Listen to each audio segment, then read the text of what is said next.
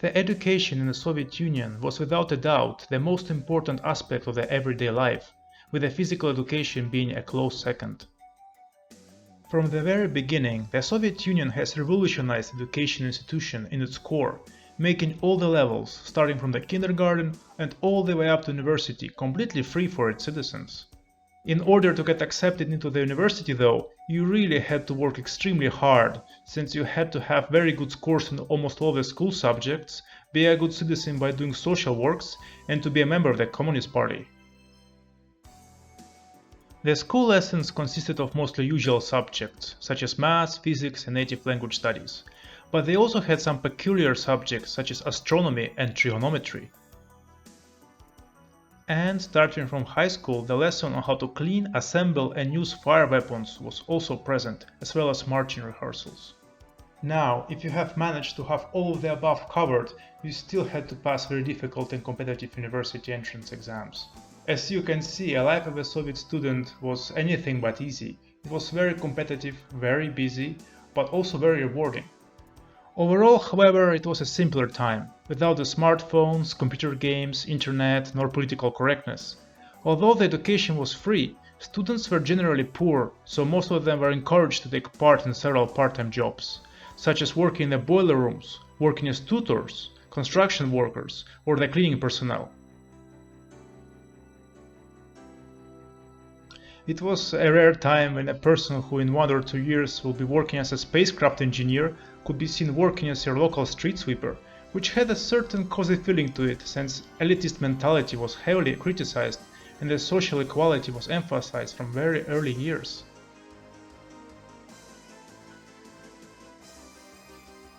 The Soviet education committee, knowing full well that the energetic youth in the rebellious phase should be guided throughout their adolescent years, that was done to avoid them from drifting into the path of alcoholism, gang violence, and family problems.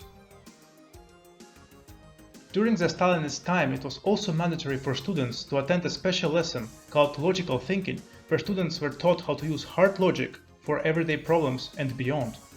In fact, interestingly, many speculate that the Soviet Union might have never collapsed if Nikita Khrushchev would have not taken the subject out of the school curriculum by his reforms in the 1960s.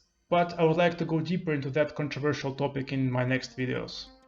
Now, coming back to the life of the students, in order to deal with the energetic youth, in 1958 the Soviet Union has created Studенческие зрительские отряды, or SSO for short.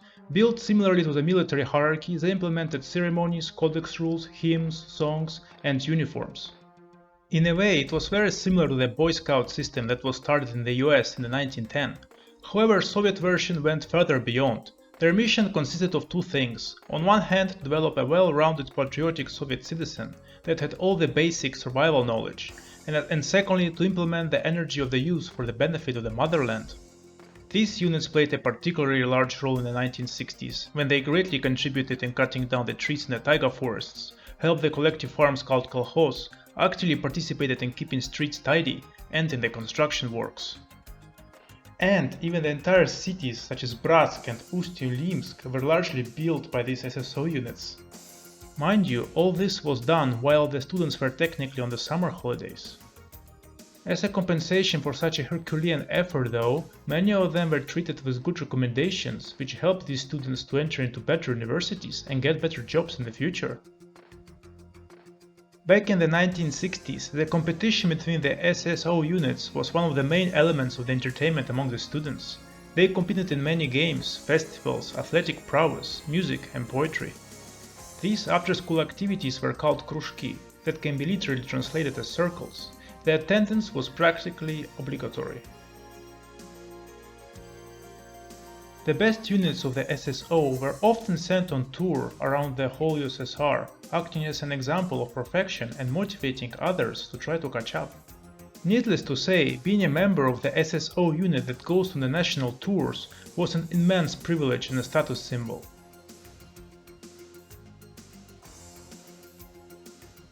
In their free time, the main sources of entertainment for the Soviet students were the radio and the books. They discovered the latest news about the politics and sports on the radio and a source of inspiration and new ideas from the classics. Students were often saving money to purchase radios such as Yunost or Mayak, due to which they could listen to music and podcasts. Regarding the books, there were many clubs of literature fans in almost every local library. In there, the students could exchange books, share stories, and work together on finding and purchasing rare and expensive literature.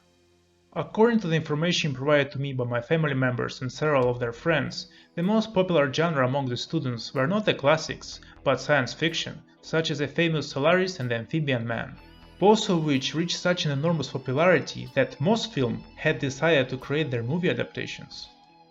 During the cold Soviet Russian, Belarusian and Ukrainian autumns, the SSO members were often sent to the local potato farms for a few weeks to help with their collection. In the Soviet republics where the potatoes didn't grow so well, such as Georgia, Moldova and Armenia, the SSO units were sent to collect either cotton, grape or fruit, depending on the republic.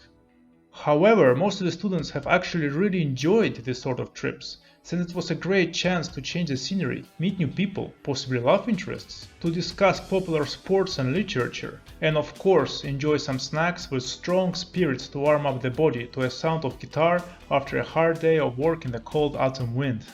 In fact, my parents have actually met in one of those trips. So guys, what do you think about the life of a Soviet student when compared to the life of a modern adolescent? In what ways do you think that human interaction has changed during the last few decades due to the social media and the social technology? Please let me know in the comments below. So, see you in my next video. Remember to stay strong, stay healthy, and to never neglect knowledge. Peace out.